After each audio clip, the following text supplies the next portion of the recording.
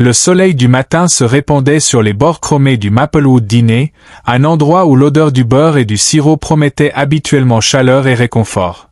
Mais en ce jour particulier, la lumière ne pouvait pas effacer l'obscurité qui s'insinuait dans le cœur de quelques garçons cruels.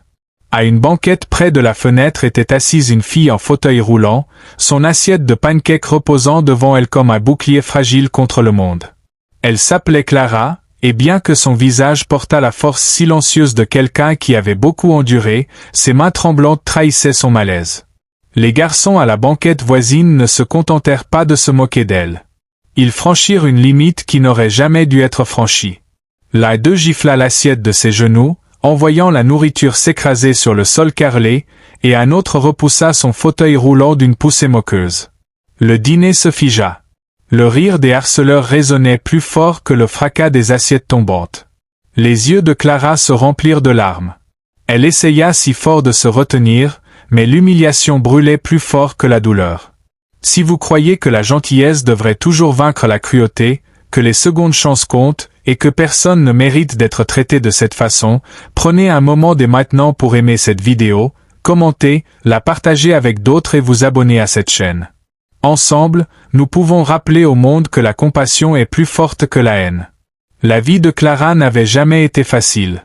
Elle est née avec une affection de la colonne vertébrale qui la rendait dépendante d'un fauteuil roulant. Mais ses parents lui ont toujours dit que son esprit était destiné à s'envoler, même si ses jambes ne le pouvaient pas.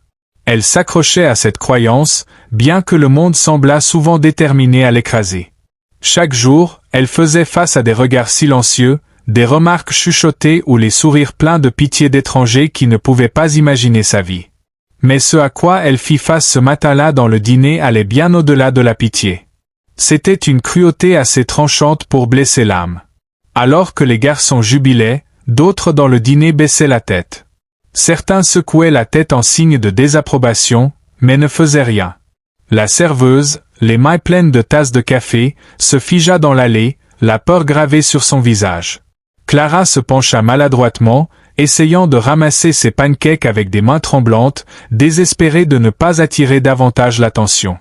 C'est alors qu'une autre main se tendit, ni brutale, ni moqueuse, mais douce.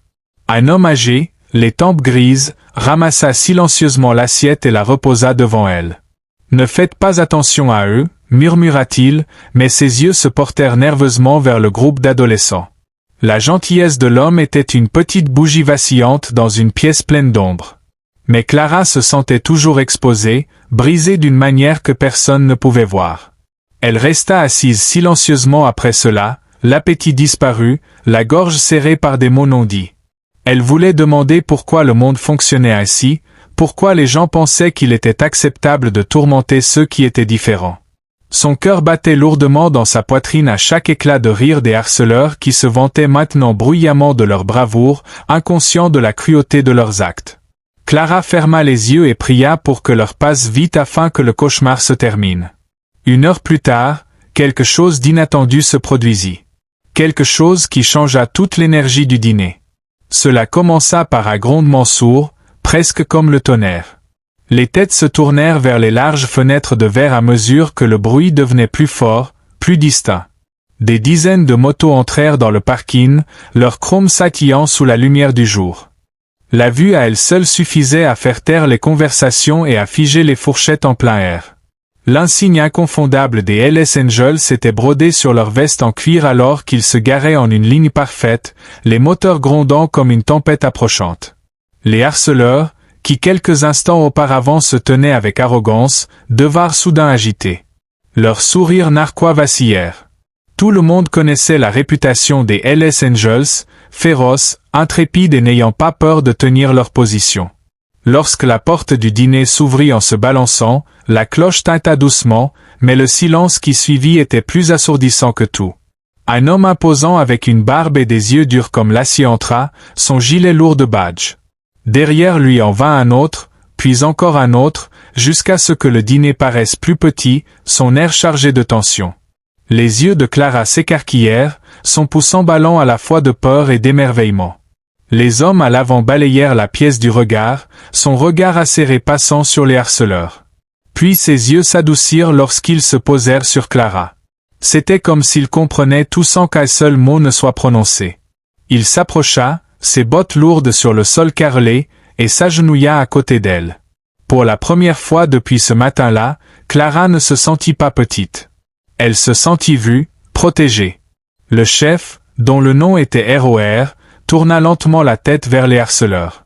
Ils restèrent assis, figés, les visages pâles, trahissant leur culpabilité. Personne n'osa rire maintenant.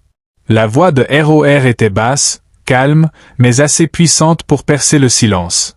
Bien que Clara ne puisse pas entendre ces mots exacts, elle vit la honte envahir les visages des harceleurs alors que leur bravade fondait. Un par un, ils glissèrent hors de la banquette et trébuchèrent vers la sortie, la tête baissée, évitant chaque regard. Ils n'osèrent plus jamais croiser les yeux de Clara.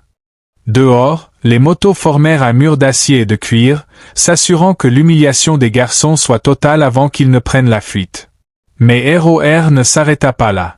Il appela la serveuse, posa un gros billet sur la table et lui dit d'apporter à Clara tout ce qu'elle voulait. Des pancakes, un milkshake, une tarte, tout le menu si elle le souhaitait. Il lui dit qu'elle était plus forte que tous les lâches qui avaient essayé de briser son esprit.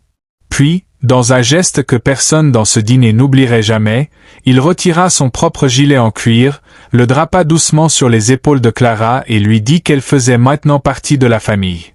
Des larmes coulèrent sur le visage de Clara. Pas des larmes d'humiliation, mais des larmes de gratitude. En cette seule heure, sa vie avait changé. Ce qui avait commencé comme une matinée de douleur devint un moment de transformation profonde. Elle réalisa que la gentillesse pouvait venir d'endroits inattendus et que parfois les personnes à l'apparence la plus féroce portaient les cœurs les plus doux.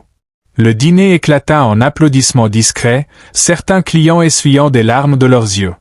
La serveuse serra Clara dans ses bras, lui promettant qu'elle ne s'assiérait plus jamais dans ce dîner en se sentant invisible. Pour la première fois depuis longtemps, Clara ressentit une vague d'espoir. Elle réalisa que même si la cruauté existait, le courage existait aussi. Et que parfois des inconnus pouvaient intervenir pour réécrire la fin de votre histoire. Si cette histoire a touché votre cœur et vous a rappelé que la gentillesse peut s'élever même dans les endroits les plus improbables, prenez un moment pour aimer cette vidéo, la partager avec des amis, vous abonner à cette chaîne et laisser un commentaire ci-dessous. Votre soutien nous aide à continuer de diffuser des histoires qui inspirent et guérissent. Avant de terminer, j'ai une demande spéciale. Commentez ci-dessous ce que vous auriez fait si vous aviez été dans ce dîner ce jour-là. Vous seriez-vous levé pour défendre Clara? Vos mots pourraient inspirer quelqu'un d'autre à agir avec courage lorsque le moment viendra.